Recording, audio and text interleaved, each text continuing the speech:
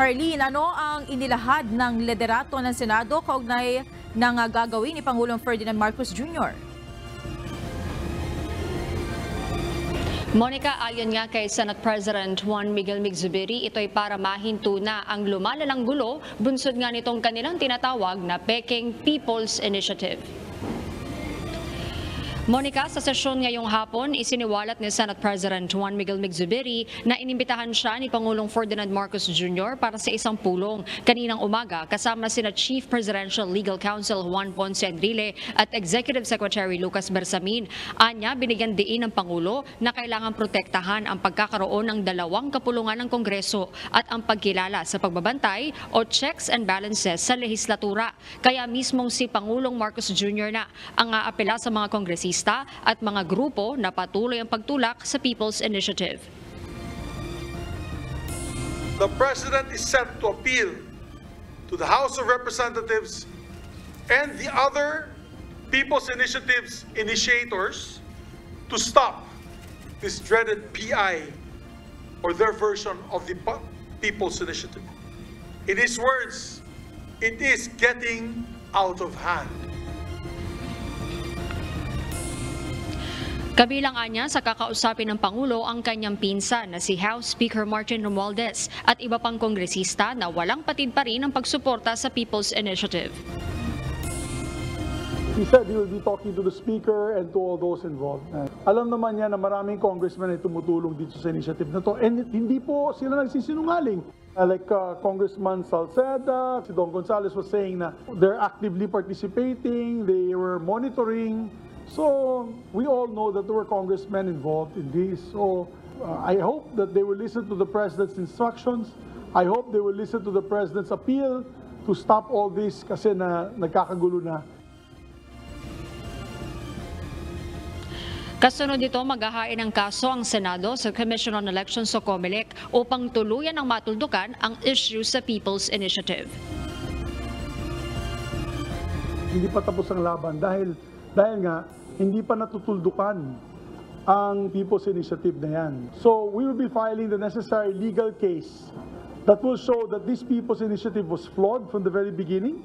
Ang prayer po namin dyan ay maglabas na po ng desisyon ng COMELEC na itong particular initiative na to is flawed, unconstitutional, and therefore should be dismissed with finality.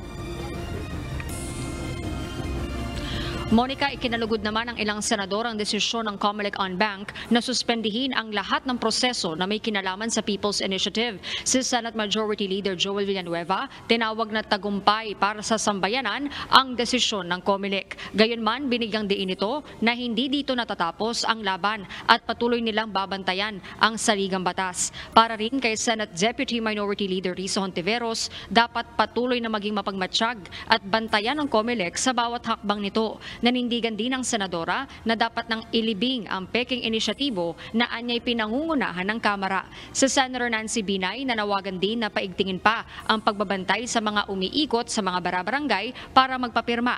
Ikinatuwa rin ni Senate Deputy Majority Leader J.V. Ejercito ang hakbang ng COMELEC. Umapela naman ito sa iba't ibang panig na itigil na ang bangayan sa issue ng charter change o CHACHA. It's getting worse, no? Medyo maanghang na yung salita. Binitawan ni former President PRRD at ng iba. Ano na yan, hindi natitigil. Si Speaker, siyempre sasagot din. Huwag naman sanang humantong na mabuhay itong destabilization plot by using, baka magamit nga, yan ang sabi ko, baka magamit itong push for charter change to push their agenda of power grab.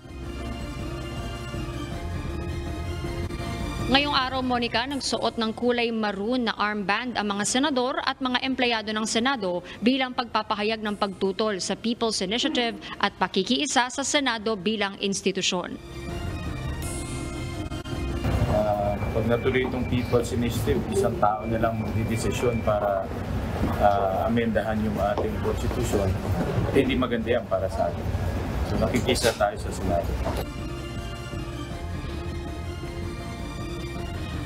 Monica, sinaluduhan nga ng liderato ng Senado yung 43 distrito na hindi pa rin nagsusumite ng pirma para doon sa People's Initiative at nanawagan nga si Senate President Pro Tempore Loren Legarda sa mga distrito na ito na patuloy na sundin yung resolusyon na inilabas ng Comelec on Bank at patuloy na huwag magsumite ng pirma para hindi sila makasuhan at tuluyan ng matuldukan itong isinusulong na umano'y peking o Politicians Initiative kung tawagin ng ilang mambabatas. Samantala, Monica, ngayong araw magkakaroon din ng caucus o meeting lahat ng senador para pag-usapan naman yung resolution of both houses number 6. Ayan, Monica, yung inahaing resolution dito sa Senado na layong amyendahan yung economic provisions ng saligang batas. At yan mo ng update. Balik sa'yo, Monica. Maraming salamat, Hardin Delgado.